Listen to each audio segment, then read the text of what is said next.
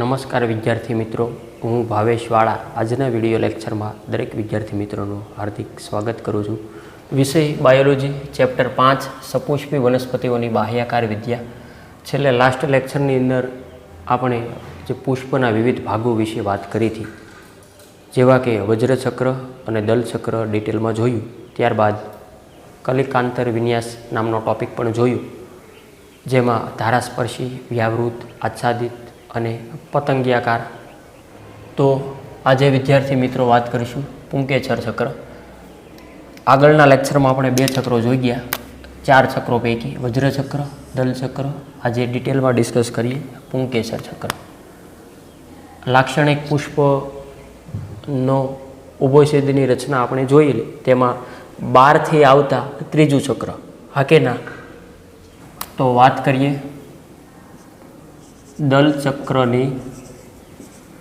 દલચક્રની અંદર ગોઠવાયેલું આ ચક્ર જે પુંકેસરનું બનેલું છે, આ પણ તમને ખ્યાલ છે આગળના લેક્ચર મુજબ. એટલે કે તે નર પ્રજનન અંગ તરીકે રજૂ થાય છે. એટલે કે લિંગી પ્રજનનમાં જવાબદાર હોય.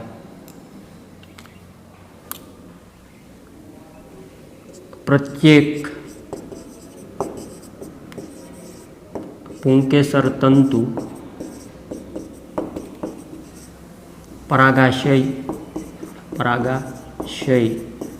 અને યોજીનું બનેલું છે. એ પણ આગળના લેક્ચરમાં વાત આપી દીધી આપણે. ફોર એક્ઝામ્પલ કે આ રીતના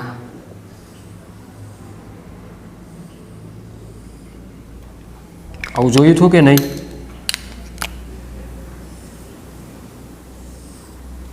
ચાલો આપીએ નામકરણ. આ શું કહેવાય? આ છે પરાગાશય, જેની અંદર પરાગરજ હોય. અને આ લાંબો પાતળો ભાગ જેને શું કહેવાય? જેને કહેવાય તંતુ. એટલે કે પરાગાશય અને તંતુનું જોડાણ સ્થાન, જેને યોજી તરીકે ઓળખવામાં આવે. યોજી. તો આ જે પુંકેસર તંતુની થોડીક, એટલે કે આ જે કંઈ છે પુંકેસરની થોડીક લાક્ષણિકતાની ડિસ્કસ કરીએ. દરેક પુંકેસર તંતુ સામાન્યત દ્વિખંડી હોય છે. દ્વિખંડી છે. અને દરેક ખંડ 2 કોટર કે પરાગ કોથળી ધરાવે છે. પરાગરજ પરાગ કોથળીમાં ઉદ્ભવે છે. હવે એક વ્યાખ્યા આવે છે. વંધ્ય હોય તેવા પુંકેસરને શું કહેવાય? વંધ્ય હોય તેવા પુંકેસરને વંધ્ય પુંકેસર કહેવાય. શું કહેવાય? વંધ્ય પુંકેસર કહે છે.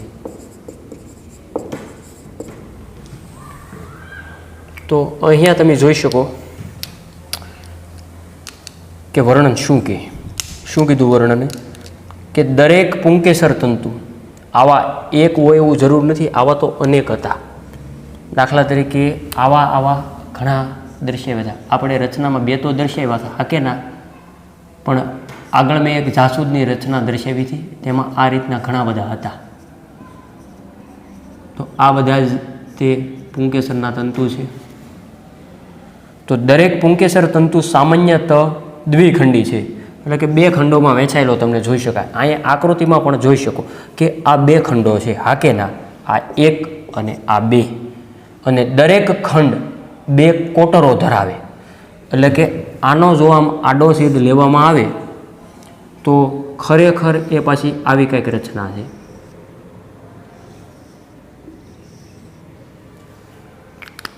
આખી 3D માં રચના છે. ફોર એક્ઝામ્પલ કે આવું કંઈક દૃશ્યમાન થાય. આખી 3D માં રચના હોય કે આવા 2 ખંડો છે એ હકીકતમાં 4 ખંડો છે. ઓકે, આનો જો આમ આડો છેદ લેવામાં આવે ને આ ભાગ આમ દૂર કરી ને આમ કરીને જોવામાં આવે ને તો આવો કંઈક દેખાય. 4 ખંડો દેખાય છે. 4 બોલે તો ચતુષ્ખંડી થયા, હા કે ના? અને દરેક ખંડ 2 કોટરો કે પરાગ કોથળી ધરાવે. તો આ જે રેડ કલરનું છે એવું માની લો કે પરાગ કોથળી છે. તો પરાગ કોથળીમાં શું ભરેલું હોય? તો સમજી શકો કે પરાગ કોથળીમાં પરાગરજ જ ભરેલી હોય ને સાહેબ. આવો હાવ સવાલ. અને પરાગરજ પરાગ કોથળીમાં ઉદ્ભવે છે. વસ્તુ ક્લિયર? આના ફોટોગ્રાફ્સ પણ હું એક સ્લાઇડ સ્વરૂપે તમને એક્સ્ટ્રા સમજાવીશ. ઓકે, તો વંધ્ય હોય તેવા પુંકેસરને શું કીધું છે? વંધ્ય પુંકેસર. બહુ સહેલું, અહીંયા યાદ રહી જાય, કાંઈ જાજી મહેનત કરવાની છે જ નહીં. હવે આપણે 4-5 વ્યાખ્યાઓની ડિસ્કસ કરીએ. તો પ્રથમ વ્યાખ્યા આપું છું, દલ લગ્ન પુંકેસર એટલે શું? આ વ્યાખ્યાઓ એટલા માટે આપવામાં આવી છે કે કેટલીક વાર દલપત્રની સાથે પુંકેસર જોડાયેલા હોય, ન પણ હોય, મુક્ત પણ હોય, તેના આધારે થોડીક વ્યાખ્યાઓની ડિસ્કસ કરી. દલ લગ્ન, હવે તમને લગ્નમાં તો ખબર પડે કે ન પડે? લગ્ન થઈ જાય એટલે યુગલ કહેવાય, બોલે તો જોડાયેલા ગણાય. દલ લગ્ન. હવે દાખલા તરીકે ફોર એક્ઝામ્પલ, હું કોઈ સાથે બાઇક ઉપર જતો હોઉં તો તમે તરત જ વિચારશો કે સાહેબના લગ્ન થઈ ગયા? તો કે હા, તો વાંધો નહીં. અથવા તો કે સાહેબ બાઇક લઈને જતા હતા કોકને લઈને, આવું તમે તરત વિચારશો. એટલે કે લગ્ન એટલે કે જોડાયેલા છે. દલ લગ્ન પુંકેસરની વ્યાખ્યાની ડિસ્કસ કરી.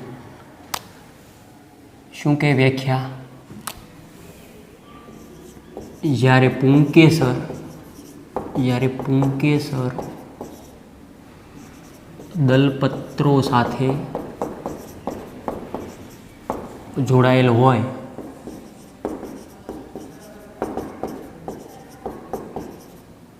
ત્યારે તેને દલ લગ્ન કહે છે. શું કહેવાય? દલ લગ્ન કહે છે.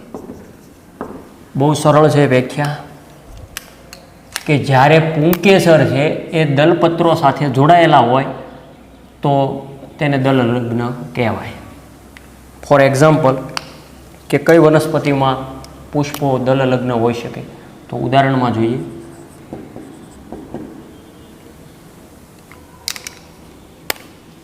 રીંગણના પુષ્પ.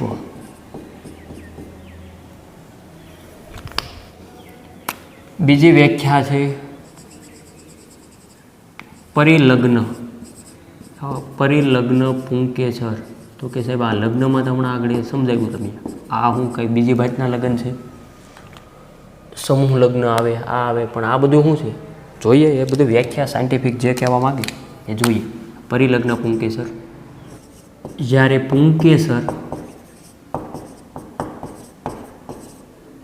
પરિપુષ્પ પત્ર સાથે, જ્યારે પુંકેસર પરિપુષ્પ પત્ર સાથે જોડાયેલ હોય તો તેમને શું કહેવાય? પરિલગ્ન પુંકેસર કહે છે. ઉદાહરણમાં આવશે લીલી વનસ્પતિના પુષ્પો. લીલી વનસ્પતિ એટલે કે સુકાઈ ગયેલી વનસ્પતિથી વિરુદ્ધાર્થી એમ નહીં. આ લીલી છે એ વનસ્પતિનું નામ છે. દાખલા તરીકે કેમ મકાઈ તો એક વનસ્પતિ છે, એમ લીલી વનસ્પતિના પુષ્પો પરિલગ્ન પુંકેસર હોય. જેનો મતલબ શું થાય કે જ્યારે પુંકેસર છે એ પુષ્પપત્ર એટલે કે તેની ફરતે આખા વીંટળાઈ ગયેલા હોય, પરિપુષ્પપત્ર અને જોડાઈ ગયેલા હોય. જ્યારે પુંકેસર પરિપુષ્પપત્ર એટલે કે જે દલપત્રની ફરતે જોડાઈ ગયેલા હોય એને વીંટળાઈને તો તેમને શું કહેવાય? પરિલગ્ન પુંકેસર. વસ્તુ ક્લિયર? ત્યારબાદ ત્રીજી વ્યાખ્યા જોઈએ. મુક્ત પુંકેસર.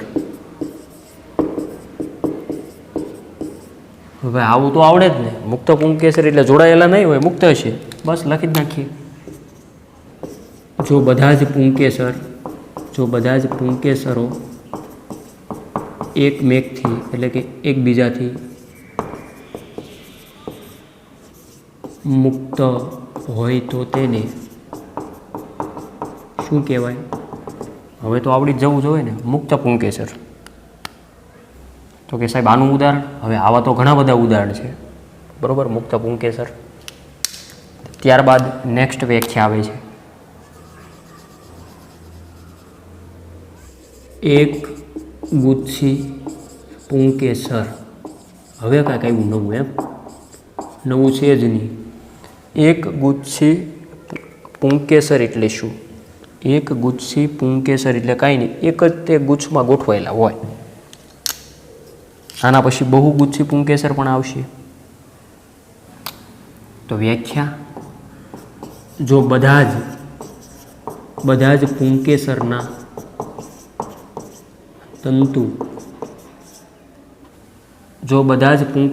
તંતુઓથી જોડાયેલા હોય તો તેને શું કહેવાય? એક ગુચ્છી પુંકેસર કહેવાય. ઉદાહરણ: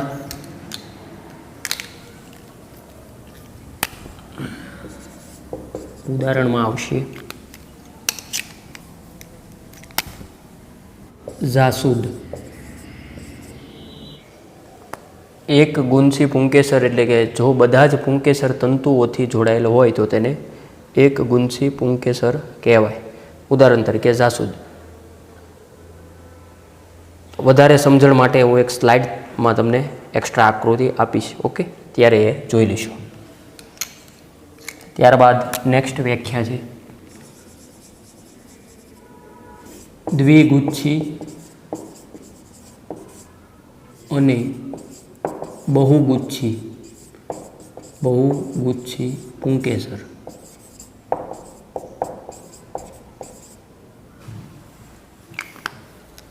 તો વ્યાખ્યાનો મિનિંગ આપી દઈએ. ક્યારેક પુંકેસર બે કે બે કરતાં વધુ ગુચ્છામાં પણ રચાય છે. તેમને અનુક્રમે દ્વિગુચ્છી કે બહુગુચ્છી, હું તો કે નહીં લખ્યા કારણ કે અનુક્રમે આવી ગયું, અને બહુગુચ્છી કહે છે. શું કીધું? કે ક્યારેક પુંકેસર બે ગુચ્છમાં હોય, બરોબર. દાખલા તરીકે આ એક ગુંચ, આવું એક, હવે આવા બે એક સાથે જોડાયેલા હોય, આવું એક ને આવું એક. આ તો ફોર એક્ઝામ્પલ આગળ આપણે સ્લાઇડમાં આકૃતિ જોઈશું. તો તેને બે ગુંછી કહેવાય. બે ગૂંછળા, બે કરતાં વધુ હોય તો બહુગુંછી, ઓકે. અનુક્રમે જો બે હોય તો દ્વિગુંછી, અને બે કરતાં વધુ હોય એટલે બહુગુંછી. ઉદાહરણ ખાસ યાદ રાખવાના છે. ઉદાહરણ: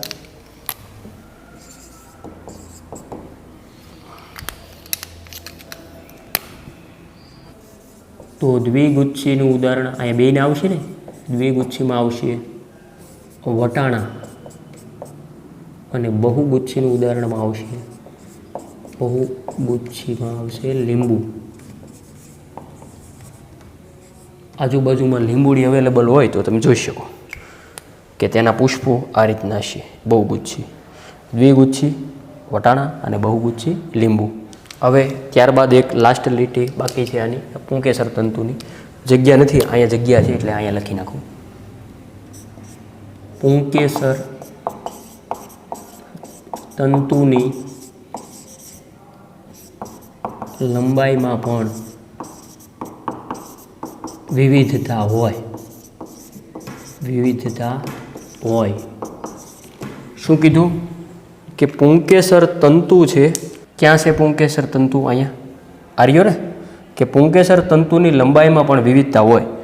દાખલા તરીકે એક વનસ્પતિના પુષ્પોમાં તે નાના મોટા પણ હોઈ શકે. ફોર એક્ઝામ્પલ, દાખલા તરીકે ઉદાહરણમાં જોઈએ. ઉદાહરણ તરીકે રાય.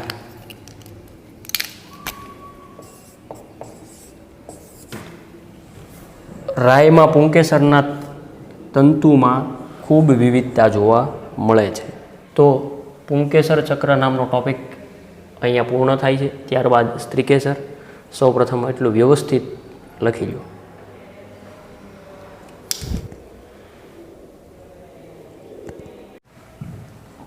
તો વાત કરીએ સ્ત્રીકેસર ચક્ર.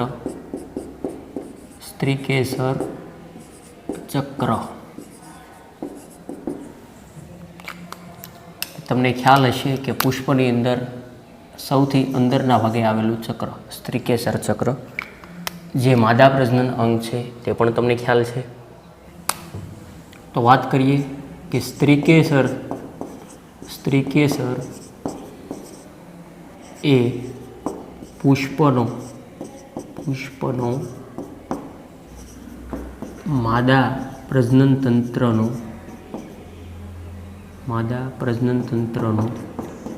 ભાગ છે. સ્ત્રીકેસર એ પુષ્પનો માદા પ્રજનન તંત્રનો ભાગ છે અને એક કે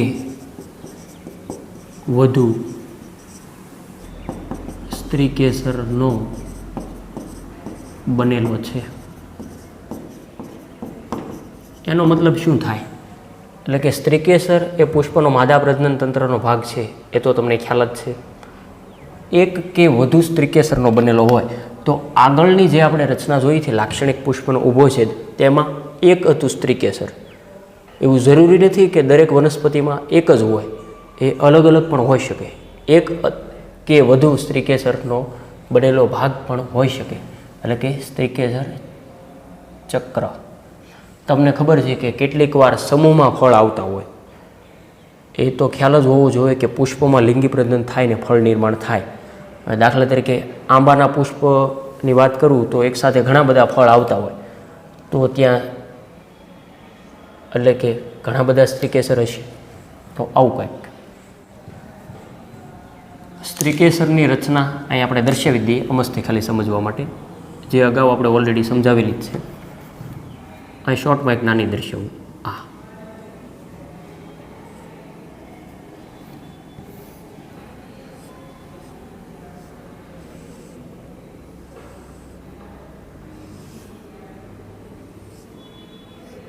તો આ છે સ્ત્રીકેસર. આ નામકરણ તો ખબર જ છે. ઉપરના ભાગે આવેલું છે પરાગાસન, પરાગવાહિની અને બીજાશય. તો આગળનો મુદ્દો જોઈએ. સ્ત્રીકેસર 3 ભાગો ધરાવે છે. એ 3 ભાગો તો હવે તમને ખ્યાલ જ છે, હું નામ અહીં આપતો નથી. ઉપરનું છે પરાગાસન, પરાગવાહિની અને બીજાશય. હા કે ના?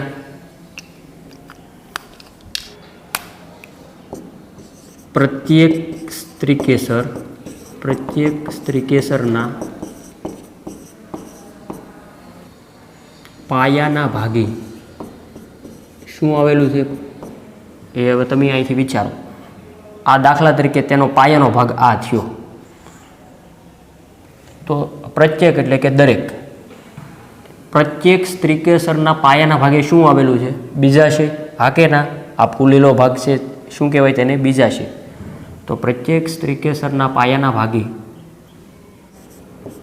ફૂલી કોથળી જેવું બીજાશય હોય છે. વસ્તુ ક્લિયર કે પ્રત્યેક સ્ત્રીકેસરના પાયાના ભાગે પોલી કોથળી જેવું બીજાશય હોય.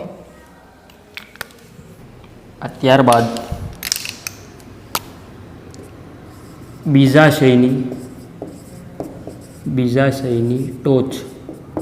બીજાશયની ટોચના ભાગે લંબાયેલી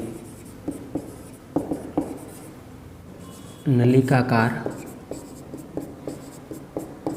પરાગવાહિની હોય છે.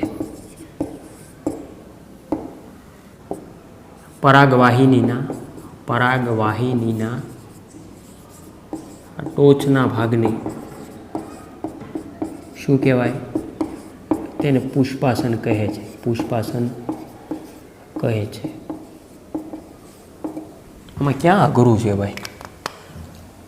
સૌથી પહેલી આપણે શું વાત કરીએ કે પ્રત્યેક સ્ત્રીકેસરના પાયાના ભાગે પોલી કોથળી જેવું આવેલું છે. તેને શું કીધું? બીજાશય. હવે આમ આગળ આપણે ઉપર વધતા જઈએ કે બીજાશયની ટોચના ભાગે, બીજાશય આ જ છે ને, એની ટોચનો ભાગ અને ત્યાંથી આ કંઈક લંબાયેલું નળીકાર, અને બીજાશયની ટોચના ભાગેથી કંઈક લંબાયેલું નલિકાકાર ભાગ, બીજાશયની ટોચના ભાગે લંબાયેલ નલિકાકાર શું આવેલું છે? પરાગવાહિની.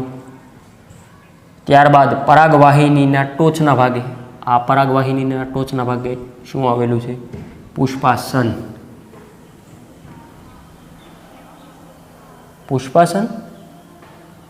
અહીંયા મિસ્ટેક થઈ ગઈ છે ઉતાવળે, જેને પરાગાસન કહેવાય. એમ તો પુષ્પાસન ક્યાં અહીંયા આવે?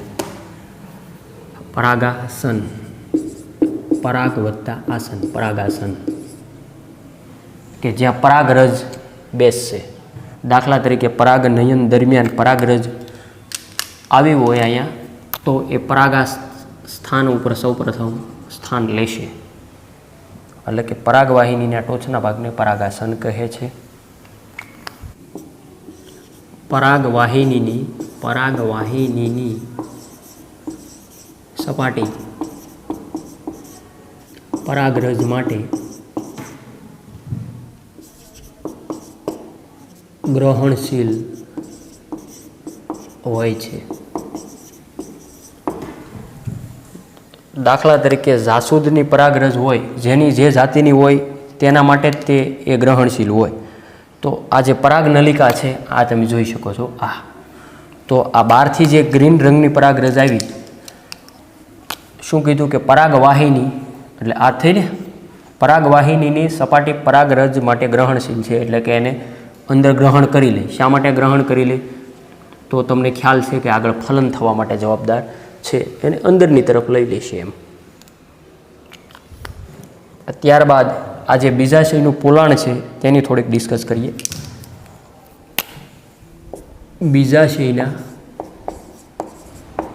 બીજાશયના પોલાણમાં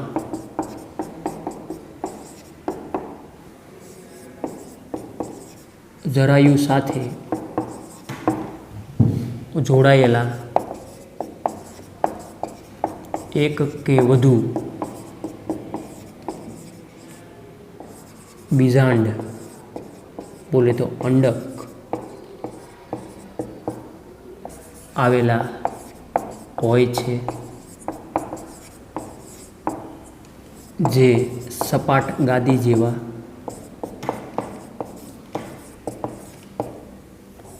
જરાયુમાંથી જોડાયેલા હોય છે.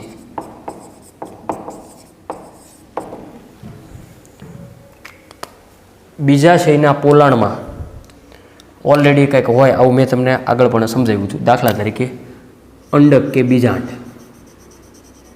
બ્લેક રંગનું. બીજાશયના પોલાણમાં જરાયુ સાથે, હવે આ બીજાંડ જે કંઈ જોડાયેલું હશે જે સ્થાનેથી, તેને શું કહેવાય? જરાયુ. આ ફોર એક્ઝામ્પલ અહીંથી જોડાયેલું હોય, કે દાખલા તરીકે કોઈ બાળક છે કે કોઈ પ્રાણી છે, તે જરાયુ મારફતે તેના માતાના શરીરમાંથી પોષણ મેળવે અને ઉત્સર્ગ દ્રવ્યોની આપ-લે કરે.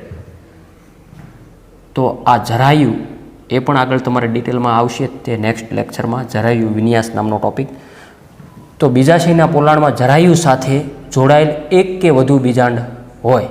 બે અહીંયા જે રચનામાં અત્યારે મેં એક બીજાંડ દર્શાવ્યું, એ બીજાંડનું બીજમાં રૂપાંતર થાય. દાખલા તરીકે કેરીમાં એક બીજ હોય, સીભડામાં અનેક હોય, એમ જે લાગુ પડતા છે એમ આગળ બધું ડિટેલમાં આવશે. એટલે કે એક કે વધુ બીજાંડ અંડક આવેલા હોય જે સપાટ ગાદી જેવા જરાયુમાંથી જોડાયેલા હોય. વસ્તુ ક્લિયર? ત્યારબાદ સ્ત્રીકેસરના પ્રકારોની થોડીક ડિસ્કસ કરીએ. સ્ત્રીકેસરના પ્રકારો.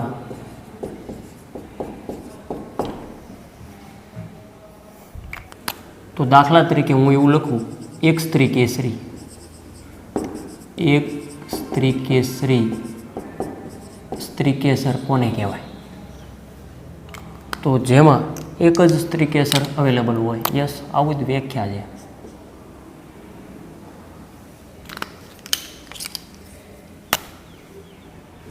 સ્ત્રીકેસર ચક્રમાં એક જ સ્ત્રીકેસર હોય તો તેને એક સ્ત્રીકેસરી સ્ત્રીકેસર કહેવાય. ઉદાહરણ યાદ રાખશું. તો ઉદાહરણમાં યાદ રાખવાનું છે, એક સ્ત્રીકેસરી હોય એવા સ્ત્રીકેસર. વટાણા. વટાણા નામની વનસ્પતિમાં એક સ્ત્રીકેસરી સ્ત્રીકેસર જોવા મળશે. મતલબ કે આખું જે પુષ્પ તમે જુઓ તો અંદર સ્ત્રીકેસર ફક્ત એક જ હશે, એક કરતાં વધુ નહીં હોય. સમજી ગયા? એક પુષ્પમાં એક જ સ્ત્રીકેસર હશે. ત્યારબાદ બીજી વ્યાખ્યા લખીએ, બહુસ્ત્રીકેસરી. આ પણ આની જેમ જ હશે, એક કરતાં વધુ.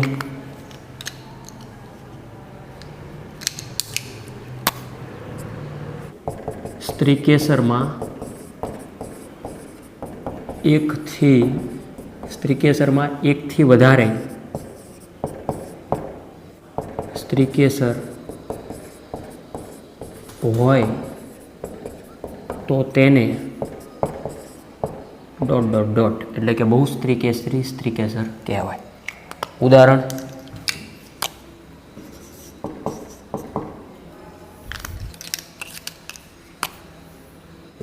જાસૂદ, ધતુરો વગેરે. તો જાસૂદ અને ધતુરામાં બહુ સ્ત્રીકેસર જોવા મળે. આ ખાલી બે ઉદાહરણ જ સીમિત હોય તેવું જરૂર નથી, પણ એનસીઈઆરટીમાં આ આપેલા છે. આ સિવાય પણ આવી શકે. નેક્સ્ટ વ્યાખ્યા છે મુક્ત સ્ત્રીકેસરી. મુક્ત એટલે કે મુક્ત હશે, જોડાયેલ નહીં હોય તેવા. બહુસ્ત્રીકેસરી સ્ત્રીકેસરમાં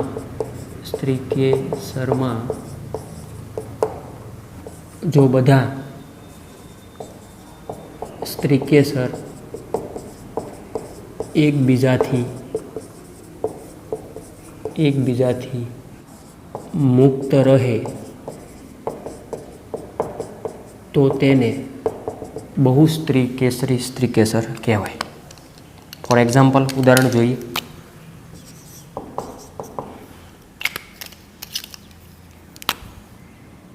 ગુલાબ, બીજું કમળ વગેરે. ત્યારબાદ મુક્ત જોયું, હવે યુક્ત જોઈએ. યુક્ત સ્ત્રીકેસરી સ્ત્રીકેસર. બહુ સરળ છે ને ભાઈ? જોઈએ વ્યાખ્યા. જો બધા સ્ત્રીકેસર એકબીજા સાથે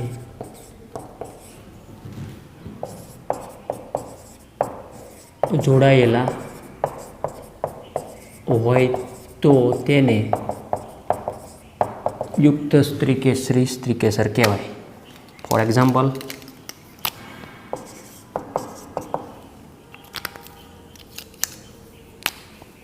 ધતુરો, જાસૂદ વગેરે.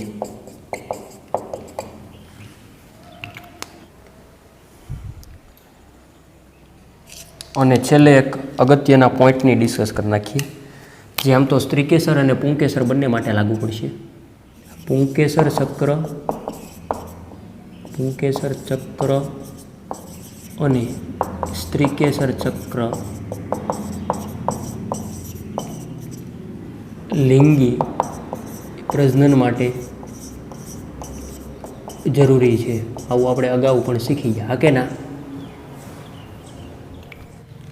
અને આવું પણ શીખી ગયા કે દાખલા તરીકે વજ્રચક્ર અને દલચક્ર એ બે સહાયક ચક્રો હતા, જ્યારે આ પુંકેસર ચક્ર અને સ્ત્રીકેસર ચક્ર લિંગી પ્રજનન માટે જવાબદાર છે, એટલા માટે તેને આવશ્યક ચક્રો પણ કહેવાય. આ પણ ખાસ યાદ રાખજો. સહાયક ચક્રો નહીં, સહાયક ચક્રો આવે તો વજ્રચક્ર અને દલચક્ર આવશ્યક ચક્રો. તો સ્ત્રીકેસરમાં છેલ્લે ફલન થાય, વાત અહીંયા આવી ગઈ ને, કે દાખલા તરીકે પરાગરજ અહીંયા આવી, અહીંયા ગ્રીન, અને અહીંયા ફલન થાય તો શું થાય ફલનમાં?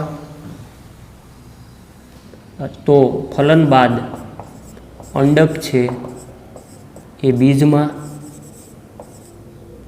અને બીજાશય છે એ ફળમાં, બીજાશય ફળમાં પરિણમે. મતલબ આ જે અંડક છે અહીંયા તમે જોઈ શકો છો, તે બીજ એનું બની જશે અને આખું જે બીજાશય છે તેનું ફળમાં રૂપાંતર થઈ જાય. આવું હોય. ફોર એક્ઝામ્પલ, આવું સફરજનની રચના મેં અહીંયા દર્શાવી સમજાવવા ખાતર. ચાલો, રેડી? આ ફળ બની ગયું. એટલે કે ફલન બાદ અંડક છે એ બીજમાં અને બીજાશય ફળમાં પરિણમે. તો ખૂબ જ સરળ સ્ત્રીકેસરના પ્રકારો. ઓકે, સ્ત્રીકેસરની સામાન્ય માહિતી તો બહુ સરળ અને તેના પ્રકાર તો તેનાથી વધુ સરળ. થોડાક તમારે ઉદાહરણ યાદ રાખવાના છે. એક સ્ત્રીકેસરી વટાણા, બહુ સ્ત્રીકેસરી જાસૂદ અને ધતુરો, મુક્ત સ્ત્રીકેસરી. જો આ મુક્ત ક્યારે બનશે અથવા મુક્ત ક્યારે હોય, એક કરતાં વધુ હોય તો આવો પ્રશ્ન આવે. તો બહુ સ્ત્રીકેસરી સ્ત્રીકેસરમાં જો બધા જ સ્ત્રીકેસર એકબીજાથી મુક્ત હોય તો તેને મુક્ત સ્ત્રીકેસરી સ્ત્રીકેસર કહેવાય. એક હોય એની તો ક્યાં વાત જ કરવી, મુક્ત કે યુક્ત, એ જે ગણો એ જ છે. પણ વધુ હોય એટલે કે બહુ સ્ત્રીકેસરીમાં આવી કન્ડિશન આવી શકે.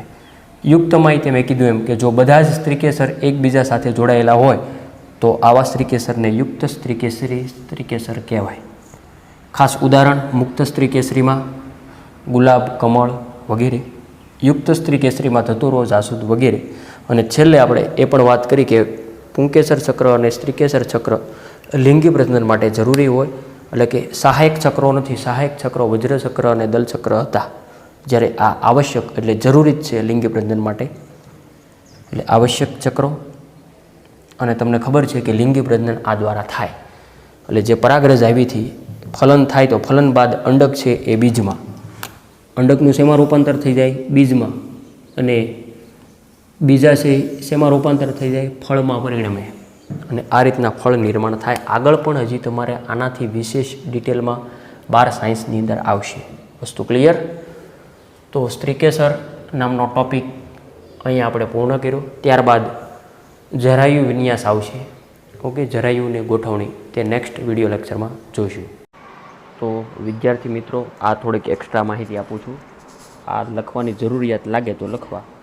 દાખલા તરીકે પરિપુષ્પ ચક્ર, એટલે કે કેટલીક વનસ્પતિઓમાં વજ્રચક્ર અને દલચક્ર જુદા જુદા નથી, દેખાવમાં સરખા હોય તો તેને પરિપુષ્પ ચક્ર કહેવાય. આ દાખલા તરીકે આ લીલી વનસ્પતિનું પુષ્પ જે તમે જોઈ શકો કે આ રીતના તેમાં વજ્રપત્ર અને દલપત્ર જુદા નથી લાગતા, પણ જે ગણો એ બંને બોલે તો 2 in 1 દેખાય છે. એટલા માટે આવા પુષ્પને પરિપુષ્પ ચક્ર કહેવાય. Okay, clear? તો વિદ્યાર્થી મિત્રો, આ સ્લાઇડમાં તમે જોઈ શકો છો કે જ્યારે પુષ્પમાં જે પુંકેસર ચક્ર અને સ્ત્રીકેસર ચક્ર એમ બંને છે એ ટૂંકમાં બંને અંગો ધરાવે, એટલે કે દ્વિલિંગી, દાખલા તરીકે જાસૂદ જે પણ તમે જોઈ શકો અહીંયા. અને મોટાભાગની વનસ્પતિ એકલિંગી છે. અહીંયા તમે જોઈ શકો કે અન્ય પ્રકારના ઘાસ દર્શાવેલા છે, એટલે કે પુષ્પ ફક્ત પુંકેસર અથવા ફક્ત સ્ત્રીકેસર, ઓકે, એ બંનેમાંથી એક જ ધરાવે તો તેને એકલિંગી કહેવાય. અહીંયા બંનેના ફોટોગ્રાફ્સ આપ્યા જેથી તમે સરળતાથી સમજી શકો. ક્લિયર? તો આજનો વિડીયો લેક્ચર વિદ્યાર્થી મિત્રો એટલે સુધી રાખીએ.